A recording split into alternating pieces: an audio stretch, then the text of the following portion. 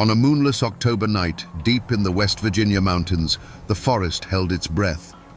The only sound was the rhythmic lurch of a heavy train fighting its way up the grade. Flip, flap, flip, flap.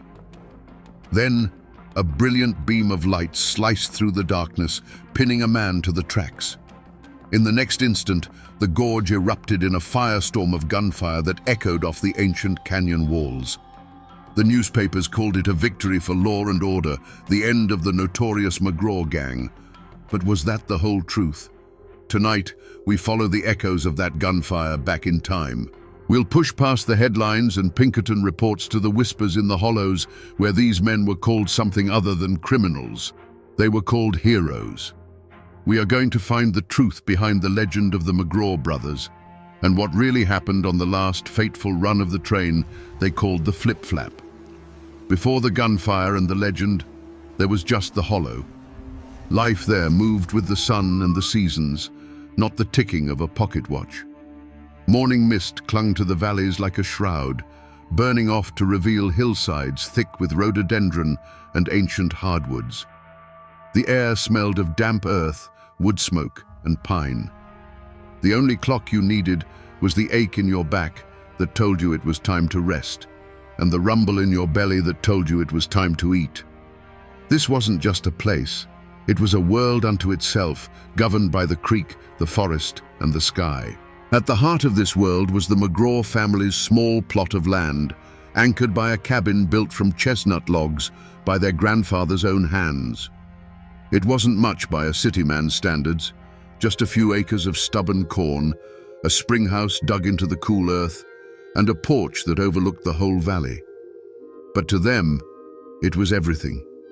Every stone in the chimney, every well-worn plank on the floor, was a testament to the family's sweat and survival. This land was their memory, their birthright, and their future, all tied up in one. The three brothers were as much a part of this landscape as the trees. Elias, the eldest, was the quiet one, with eyes that saw the world in lines and angles. He'd find strange patterns in the stars and could sketch a map of the surrounding ridges from memory that was truer than any government survey. Caleb, built like an ox, was the earth itself. His strength was a thing of local legend, but it was a quiet strength, used for felling timber and plowing the rocky soil. And then there was Finn, the youngest. He was the creek, fast, wild, and unpredictable. He knew the woods so well it was said he could track a whisper, his laughter echoing through the trees as he hunted. They weren't outlaws. They were sons of the mountain, dreaming simple dreams. Elias hoped to one day build a proper school in the valley. Caleb wanted nothing more than to marry his sweetheart and raise a family on the land he loved. Finn just wanted the freedom of the hills, the thrill of the hunt, and the respect of his kin. They were bound not just by blood, but by a shared love for this simple, hard, and honest life. But then, the outside world came creeping into their hollow. It arrived not with a bang, but with the quiet clicks of a surveyor's tripod and the rustle of papers covered in words they couldn't understand. Men in clean city clothes walked their land, driving stakes into the ground and marking ancient trees with slashes of paint. They spoke of progress, of a great steel artery that would bring wealth to the mountains. They laid a deed on the McGraw's kitchen table, a piece of paper that they claimed overrode the decades of sweat their family had poured into the soil. Their father, a man who had faced down panthers and harsh winters, was broken by that piece of paper. The family lost the better part of their land, the very heart of their homestead, for pennies on the dollar. The surveyor's paint on the trees felt like a scar, and the rumble they soon heard in the distance, the sound of dynamite blasting a path for the railroad, was a constant, gut-wrenching reminder of their helplessness. The world they knew was being carved up and hauled away, one coal car at a time.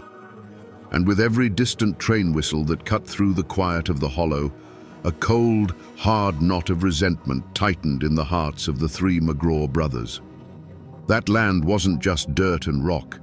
It was a living history, paid for in blood and sacrifice. The first McGraw to set foot in that hollow was a veteran of the Revolutionary War, a man who had fought the British at King's Mountain. He was given the land as a grant, a reward for helping to forge a new nation. He didn't receive a tidy deed from a lawyer's office. He received a promise, which he then had to make real with his own hands. He cleared the timber, fought off panthers, and built a life from scratch, believing he had earned a piece of the freedom he fought for. His title wasn't written on paper. It was carved into the very landscape. A generation later, another war came to test the family's resolve. When the country split in two during the Civil War, these mountains became a hornet's nest of divided loyalties.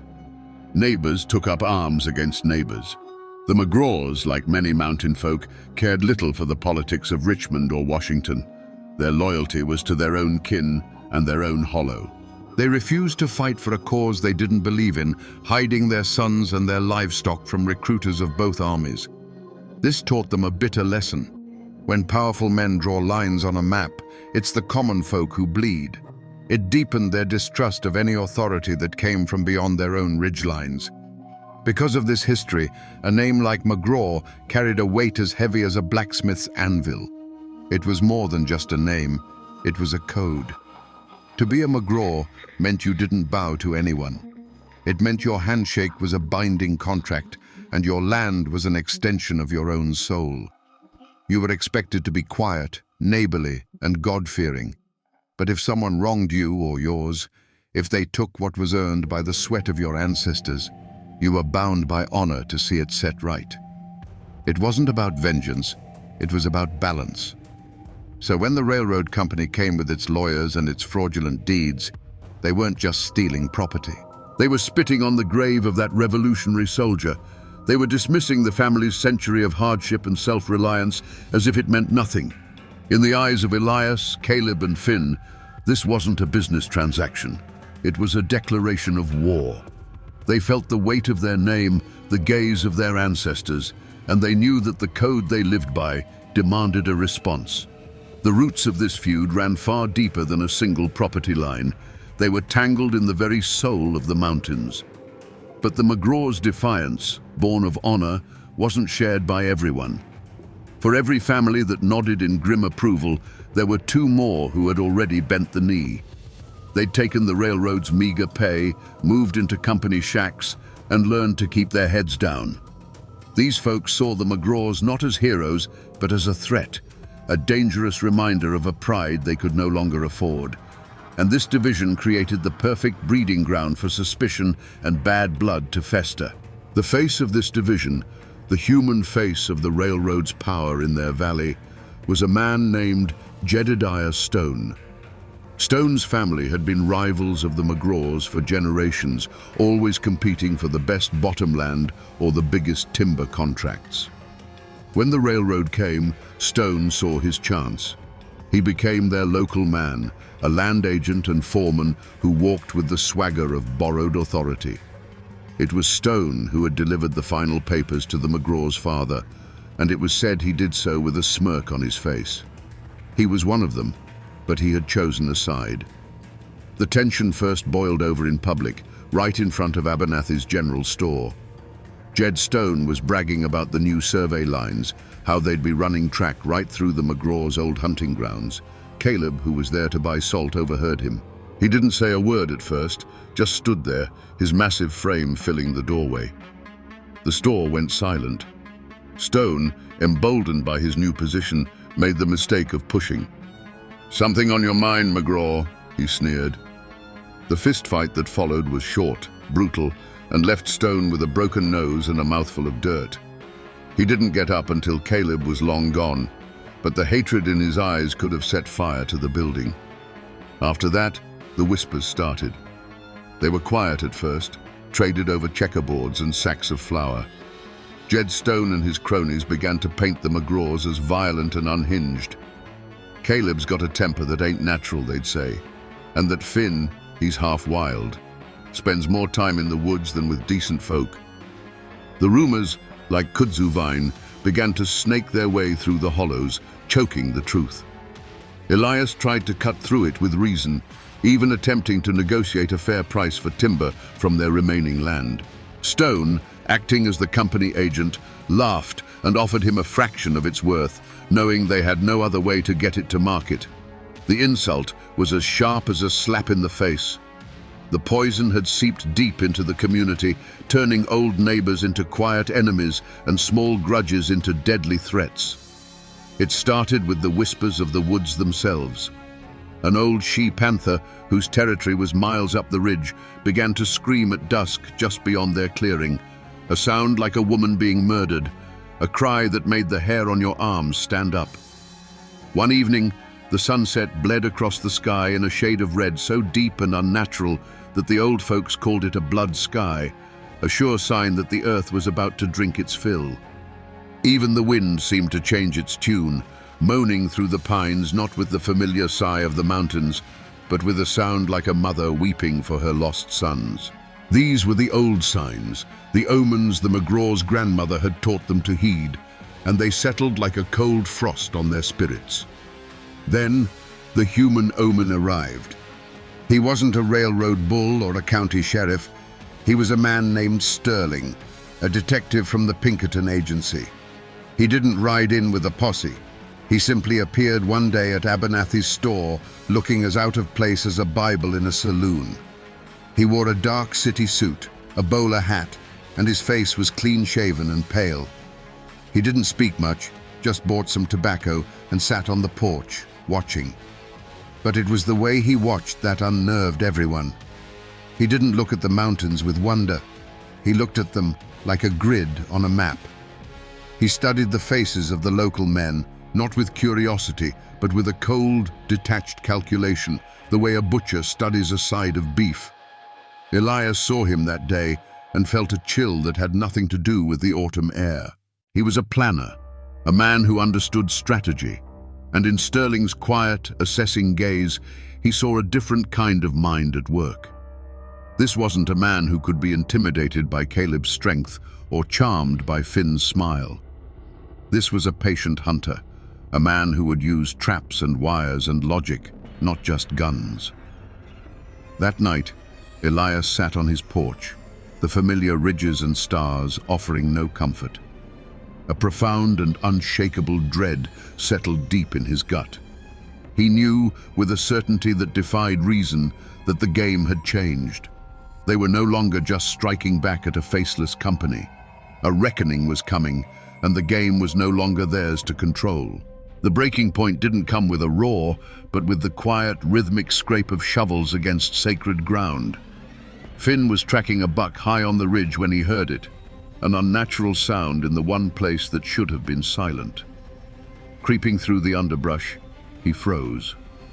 Below him, in the small clearing that held the McGraw family graves, a work crew was driving stakes. Jedediah Stone stood among them, pointing, directing. They were marking a path for the tracks, and the line went right through the weathered headstones of his grandparents. The cold dread he'd felt for months instantly turned into white-hot rage. He didn't run back to the cabin screaming. The fury was too deep for that. He walked, cold and deliberate, and his brothers saw the look in his eyes and knew. Together, the three of them walked back up the ridge. They weren't armed for a fight. Elias carried only the original tattered land grant from the war, a last, desperate appeal to history and honor. They found Stone's crew about to pry loose the first of the fieldstone markers. "Stop," Elias said, his voice quiet, but carrying the weight of a judge. "This is consecrated ground. Your company's deed has no claim here." Jed Stone turned slowly, a smug, contemptuous grin spreading across his face. He spat a stream of tobacco juice near the oldest grave. "Your deed is a piece of history, Elias. This," he said, waving the company's official survey, "is the law. And the law says, I own every leaf, rock, and bone on this mountain. Now, I'm telling you for the last time, get off company property before I have you removed." He gave a sharp nod to one of his men, a hard-faced guard with a pistol holstered on his hip. That was the spark. Finn let out a choked cry of fury and lunged, not at Stone, but at the man reaching for his grandmother's headstone. In the same motion, the guard drew his pistol. A deafening crack echoed through the clearing, and Finn was thrown back, a dark red line blooming on his forearm. The sight of his brother's blood broke something in Caleb. The quiet, gentle giant was gone. In his place was a force of nature. With a roar that seemed to shake the very trees, he charged into the work crew. It was over in seconds. The sound of a man's jaw breaking under Caleb's fist was like a dry branch snapping. He threw one man into a briar patch and disarmed the guard before he could fire again. He grabbed Jedediah Stone by the shirt front, lifted him clean off the ground, and hurled him down the hillside. The crew scrambled away like frightened squirrels, dragging their wounded, leaving a silence broken only by Caleb's ragged breathing. The first blood had been spilled. And in that moment, standing over the desecrated graves of their ancestors with the scent of gunpowder in the air, the McGraws knew their old life was over. They weren't farmers anymore. They were fugitives. The familiar heavy rhythm began its count in the darkness. Flip-flap, flip-flap. It was the sound of opportunity, the dinner bell that had called them to work so many times before. From his perch high on the ridge, Elias watched the train's single headlight cut a weak yellow path through the night. Below, he saw the faint shadows of his brothers moving into position. The small, muffled blast of dynamite was perfect, sending just enough rock onto the tracks to stop the beast in its tracks. The train hissed to a halt, its steam sounding like a great sigh of relief. It was their signature, a symphony of steel and rock they had perfected. But as Caleb and Finn stepped from the cover of the rhododendron, the symphony stopped. A new kind of silence fell over the gorge, a silence that felt heavy, watched. And then, the night was torn open. A brilliant electric searchlight mounted on the engine's tender flared to life, a single blinding eye that burned away the shadows and turned Finn into a statue of terror. In that same frozen second, a whistle blew from the woods, and the gorge answered. It wasn't just gunfire. It was a solid wall of noise, a physical force that seemed to press in from all sides. From his ridge, Elias saw the tree line across the canyon erupt in dozens of angry, blinking stars. The sharp cracks of rifles and the deep boom of shotguns all blended into one continuous, deafening roar. He saw his brothers, caught in that merciless white light, suddenly stripped of their legendary status. They were just men, terribly exposed and tragically outmatched. The wooden walls of the mail car began to splinter and peel away under the assault, silent witnesses to the storm. Bullets ricocheted off the steel wheels with a high, mournful whine. A lantern hanging on a hook shattered, its brief flare of orange light swallowed by the chaos. The air, thick with the smell of coal smoke and damp leaves, was suddenly choked with the acrid, biting scent of burnt gunpowder. Men were shouting, their commands lost in the thunder, their cries cut unnaturally short. From his vantage point, a helpless god watching his world be unmade, Elias saw his brother Caleb become the focal point of the storm. The big man didn't run. He roared, a sound of pure, primal defiance, and stood his ground, his shotgun bucking against his shoulder, trying to provide a shadow for Finn to escape into. But there were too many flashes, too many angry hornets in the air. Then the great shadow faltered. He didn't cry out. He simply folded, falling with a terrible slowness, a great stone monument toppling back into the earth from which he came. Finn, fast as a whisper, almost made it. He moved like a ghost through the strobing effect of the muzzle flashes, a phantom of the woods, even in this hellscape. He was just feet from the safety of the dark tree line when a single sharp crack cut through the din, and the ghost stumbled. His leg buckled beneath him, and he fell into the unforgiving beam of the searchlight, no longer a spirit of the mountain, but just a boy on the ground. His flight ended. The firing stopped as suddenly as it began. The ringing silence that rushed in was more terrifying than the noise it replaced. The searchlight continued its slow, indifferent sweep across the scene, illuminating the splintered wood, the pockmarked rocks, and the still, dark shape that had been Caleb McGraw. Elias lay flat against the cold stone of his lookout, the smoke burning his lungs, a ghost left behind to witness the slaughter of his family. For Detective Sterling, this was never about justice, and it was certainly not about honor. It was about solving a problem. From his temporary office in the county seat, surrounded by maps, train schedules, and telegraph reports, he saw the entire situation as a complex equation. The McGraw brothers were not men. They were a variable, an unpredictable disruption to the orderly flow of commerce. And his job, the job he was paid very well for, was to eliminate that variable. His initial attempts to hunt them had been a source of immense professional frustration. His best agents, men who could track a pickpocket through the most crowded city streets, were useless here. They stumbled through the woods like cattle, leaving a trail a blind man could follow. They were spooked by the silence, by the feeling of being constantly watched. Sterling quickly realized that trying to beat the McGraws in their world, by their rules, was a fool's errand. They were part of the mountain. He was not. It was a tactical disadvantage he could not overcome with manpower alone. That's when the switch flipped in his mind. He stopped thinking like a detective trying to catch a criminal and started thinking like an engineer trying to fix a faulty machine. If you can't get to the broken gear, you don't keep reaching for it. You change the entire mechanism. He decided that if you can't hunt the wolves in their den, you burn the whole forest down. His plan, the searchlight, the dozens of hidden riflemen, the coordinated telegraph signals, was never designed to be an arrest. It was an extermination, planned with the cold precision of a mathematician solving for X. The risk of a shootout during a capture attempt, the possibility of escape, the circus of a trial, these were all inefficient outcomes. The solution was overwhelming, inescapable, lethal force. And so, as the telegraph key in his office clicked out the final report from the Gorge, targets neutralized, 1 KIA, 1 captured, assets secure, Sterling felt no thrill of victory. He felt no remorse. He felt a quiet, profound sense of satisfaction.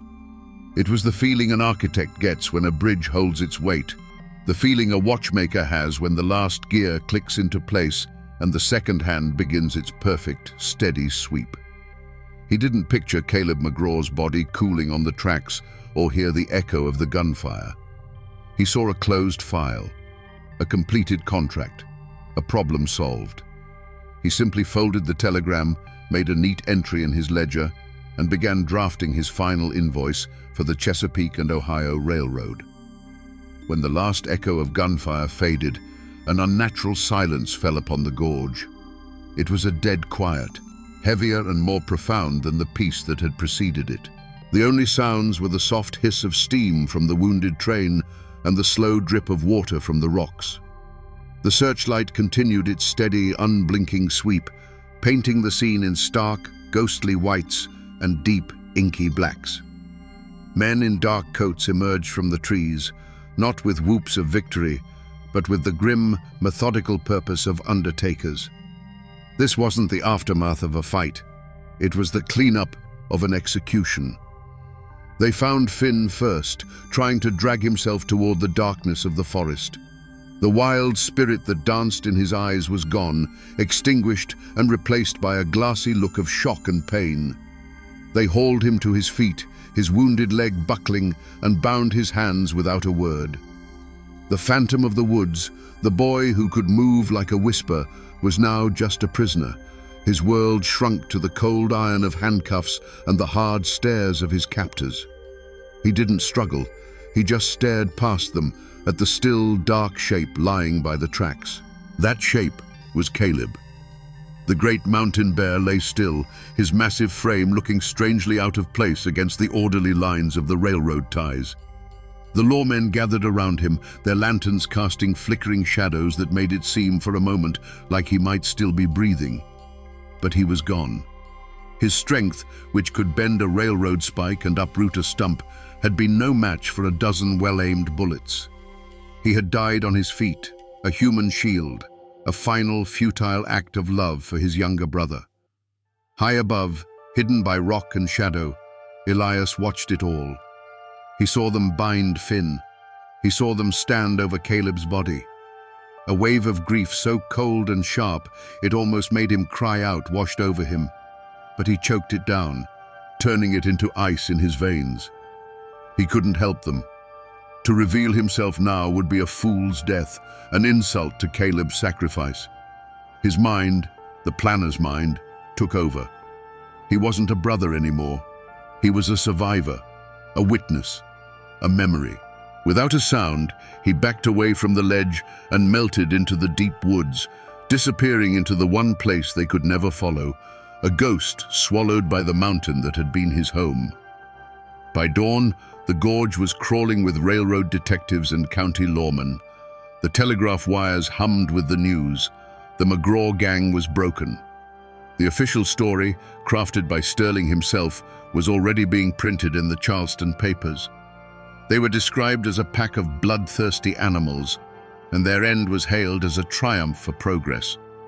A warrant was issued for the last remaining brother, Elias McGraw, and a bounty was placed on his head, $500, dead or alive. It was a fortune in these parts, a sum large enough to make a man forget all about loyalty, kinship, and the old mountain code. The news of the shootout didn't arrive in the hollows on the pages of a newspaper. It came in whispers, carried by a shaken trainman, then a track walker, spreading from cabin to cabin like a contagion. The stories were fractured and full of horror. The blinding light, the sheer volume of the gunfire, the sight of Caleb McGraw's body. Then came the official story, crisp and clean as a new dollar bill, printed in the Charleston papers that Jedediah Stone left in a stack at Abernathy's store. It spoke of a heroic police action against a gang of violent thieves. And just like that, a line was drawn straight through the heart of the community. At the store, the old pot-bellied stove became a silent border. On one side sat the company men, the foremen and railroad guards, drinking coffee and nodding along as Stone read the heroic accounts aloud. On the other side sat the old-timers, the farmers and miners whose families had been there for generations. They said nothing. They just stared into the flames, their faces hard and unreadable, the silence in their corner of the room more powerful than all of Stone's boasting. The church congregation split too. One faction prayed for the souls of the lawmen who had restored order, while the other half offered quiet, veiled prayers for the lost and the grieving. A deep and chilling fear settled over the hills. People had seen what the railroad and its hired guns were capable of. They had brought an army into that gorge, and the law had blessed it. Men who might have known the McGraw's movements, who might have been able to offer a truer account of what happened, suddenly developed terrible memories. When questioned by Pinkerton agents or the county sheriff, their answers were a chorus of "don't know" and "didn't see." It wasn't a conspiracy to protect the McGraw's legacy, it was a conspiracy of self-preservation. They understood the new math of survival. The railroad's power was absolute, and speaking the truth could get you fired, evicted, or worse. A blanket of collective silence was pulled over the hollows, smothering the facts of that night. But even in that suffocating silence, small acts of courage flickered like candle flames in a storm. An anonymous sack of cornmeal and salted pork was left on the porch of a distant McGraw cousin. The blacksmith, a man who had known Caleb since he was a boy, told Jed Stone his forge was too busy to shoe his horse and left the animal standing. These were quiet rebellions, tiny gestures that went unnoticed by the men in charge, but they were messages understood by everyone else. They were a signal that while the body of the community might have been broken, its spirit, the old mountain code of loyalty, was not yet dead. It was a spirit that would be tested to its absolute limit by the crisp new posters that soon appeared, nailed to the door of the store and the biggest trees in the valley, announcing the $500 bounty on Elias McGraw. The hunt for Elias McGraw began not as a noble pursuit of justice, but as a business venture. Detective Sterling, a man who believed in systems and efficiency, organized the posse. He knew his own Pinkerton agents were liabilities in this terrain, so he leveraged the bounty. The $500 reward drew a rough collection of men down from the hills, men with cold eyes and worn-out boots, who knew the ridges but whose loyalty was only to the silver dollar. To lead this motley crew, Sterling appointed Jedediah Stone. Puffed up with a new sense of authority and burning with personal vengeance, Stone swore he knew every path and hideout Elias could possibly use. They set out with a confidence bordering on arrogance, a clumsy army crashing through a silent world. They were loud, their city boots snapping twigs and dislodging stones, their voices carrying for miles in the still mountain air. They were hunting a ghost, but they sounded like a herd of buffalo. The mountains, in turn, seemed to conspire against them. Sudden, chilling rains would turn the trails to mud, washing away any potential tracks. Thick fog would descend into the valleys without warning, swallowing landmarks and turning the men back on their own trails. They were outsiders, and the ancient landscape seemed to be actively resisting their intrusion. Days bled into a week, then two. The mood of the posse soured. The bounty hunters grew restless and suspicious of one another. Each man fearing another would find the trail first and claim the prize. Jed Stone's confident boasts turned to frustrated curses as every certain location proved empty. The men began to feel the oppressive weight of the forest's silence. They started at every shadow, mistaking the cry of a hawk for a signal. The man they were hunting became less a fugitive and more a myth. They spoke of him in hushed tones around the campfire, calling him the Haint of the Ridge. Elias was no longer just a man on the run. He was the spirit of the mountain itself, and he was hunting them back. Their break came from a place of desperation. An old trapper, his family facing a hard winter, was quietly approached by one of Sterling's men. For a fraction of the bounty, paid in cash, he reluctantly drew a crude map on a piece of bark. It showed a forgotten network of limestone caves near the highest ridge, a place the old folks called the Devil's Pantry. It was a treacherous, hidden place, a perfect bolt hole. The trapper's information reignited the posse's hope. This was it. They had a destination. They had a trap to set. They approached the caves at dusk, moving with a caution they hadn't shown before. Spreading out, they formed a tight cordon around the main entrance, rifles at the ready. Stone and a few of the bravest men crept forward. Inside the mouth of the largest cave, they found the proof they needed: the embers of a fire, still faintly warm, and a single spent rifle cartridge lying on the ground. A wave of triumphant excitement shot through the men. He was here. They had him cornered. With a signal, they rushed in, their lanterns cutting through the subterranean darkness, their shouts echoing off the damp stone walls. The main cavern was empty. They searched every corner, every shadow, finding nothing. Defeat began to settle in until one of the bounty hunters noticed a faint draft coming from the very back of the cave. Behind a curtain of rock, they found it. A fissure no wider than a man's shoulders, a tight, twisting passage that snaked through the mountain's core and opened out onto a different valley a mile away. It was a bolt hole no map would ever show, a secret passed down through generations. Elias had been there. He had likely watched them assemble, listened to them approach, and then simply slipped away through the heart of the stone, leaving them to storm an empty room. The hunt was over. The ghost had vanished for good, leaving behind only the cold, damp air of an empty cave and the bitter taste of utter humiliation. The trial of Finn McGraw was a piece of theater, and everyone in the county courthouse knew their part. The building itself felt like an occupied territory, with grim-faced Pinkerton agents standing guard at the doors, their long coats failing to hide the pistols on their hips. The room was divided as sharply as a clear-cut forest. On one side sat the railroad officials, the company men, and Jedediah Stone, all looking confident and righteous. On the other, clustered together for warmth, were the mountain folk, their faces a mixture of fear, grief, and simmering resentment. In the defendant's box sat Finn. He was thinner now, the wildness in his eyes replaced by a quiet, hollowed-out stillness. He was clean and wore a borrowed shirt, but he still looked like a caged animal. He never looked at the judge or the jury. His gaze was fixed on a point far away, out the window, toward the blue-hazed ridges that had once been his whole world. He was physically present, but his spirit was already gone. The prosecution was a performance of calculated cruelty. A slick lawyer from Charleston, hired by the railroad, painted Finn and his brothers as nothing short of demonic.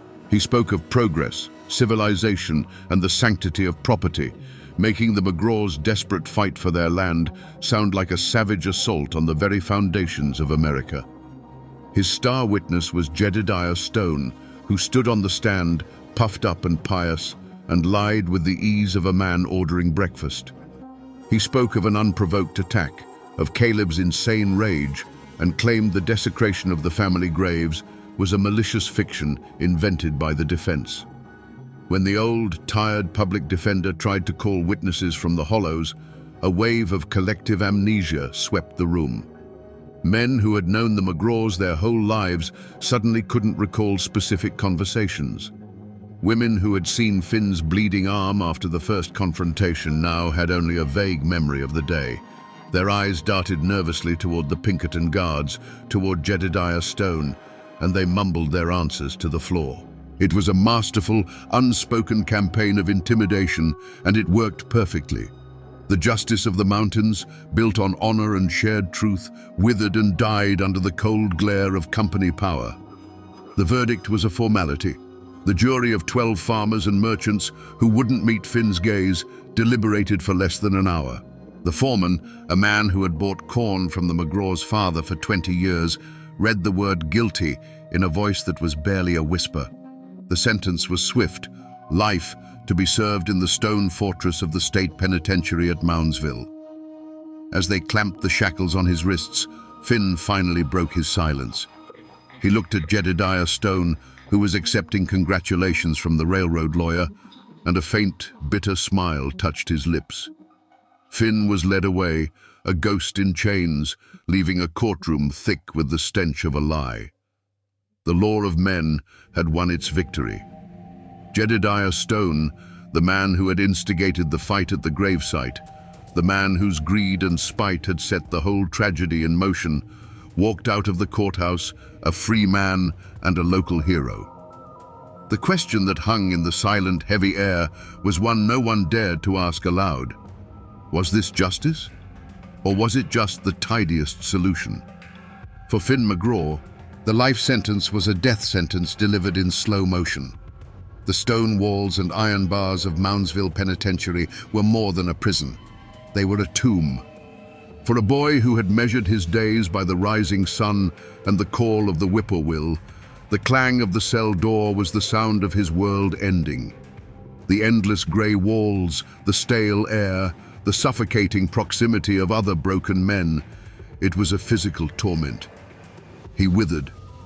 The mountain boy, whose lungs had been filled with clean, sharp air, began to cough, a deep, rattling sound that echoed the sickness in his soul. He died 7 years later, not from the consumption that ravaged his body, but from the slow, relentless starvation of his spirit. He never once spoke of his brothers or the location of any hidden money, taking his secrets with him to a pauper's grave in the prison yard. Jedediah Stone, on the other hand, got everything he wanted. The railroad rewarded him handsomely for his loyalty, giving him a managerial position and the title to the last of the McGraw's land. He built a new, bigger house right where their old cabin had stood, a monument to his victory. But his victory was a hollow one. The whispers that had once been about the McGraws were now about him. He was no longer a neighbor. He was the company man. People were polite to his face, but their eyes were cold and distant. Men would fall silent when he entered the general store. No one invited him to barn raisings or church socials. He had the land, but he had lost the community. He grew old in that big, empty house, becoming a prisoner of his own making. He became paranoid, convinced that every shadow on the ridge was the ghost of Elias McGraw, come back for revenge. He took to carrying a pistol at all times, his nights spent staring out the window at the dark, silent mountains that seemed to be judging him. He didn't face a judge or a jury, but he served his own kind of life sentence, one of loneliness and fear. He died a bitter, solitary man, his wealth unable to buy him the one thing he had thrown away, a place among his own people. As for Detective Sterling, he barely gave the case another thought. It was a file, successfully closed.